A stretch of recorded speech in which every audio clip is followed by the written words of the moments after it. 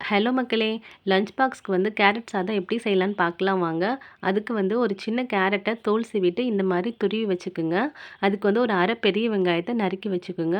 இப்போ வந்து தாச்சி நல்லா காய வச்சுட்டு, அதில ஆயில் போட்டுட்டு, கடுகு உளுந்தம் பருப்பு வந்து அதில வந்து போட்டுக்குங்க. கடுகு உளுந்தம் பருப்பு வந்து நல்லா வந்து பொரிஞ்சதுக்கு அப்புறமா, நம்ம நறுக்கி வச்சிருக்க அந்த பெரிய வெங்காயத்த அது கூட போட்டுருங்க. போட்டதுக்கு அப்புறமா கொஞ்சோண்டு 1 கப்பு கருவேப்பில அதில போட்டுருங்க. போட்டதுக்கப்புறம் நல்லா கிளறி விட்டுக்குங்க. வெங்காயம் நல்லா வேகணும். வெந்ததுக்கப்புறமா நம்ம வந்து துருவி வச்சிருக்க அந்த கேரட்ட வந்து அது கூட போட்டுக்குங்க. போட்டதுக்கப்புறம் கேரட் வேகிறதுக்கு கொஞ்சம் வந்து சால்ட் போட்டுக்கலாம். கொஞ்சோண்டு நான் சால்ட் அதில போட்டுக்கிறேன்.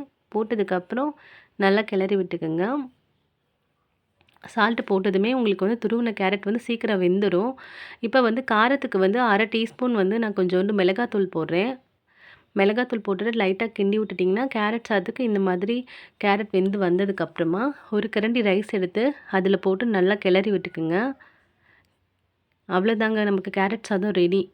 சிம்பிள் மெத்தட் தான். இப்போ லஞ்ச் பாக்ஸ்க்கு வந்து கேரட் சாதம் ரெடி பண்ணியாச்சு.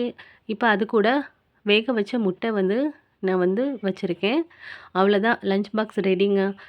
டிஷ் பிடிச்சிருந்தா லைக் பண்ணுங்க, ஷேர் பண்ணுங்க, சப்ஸ்கிரைப் பண்ணுங்க. Thank you.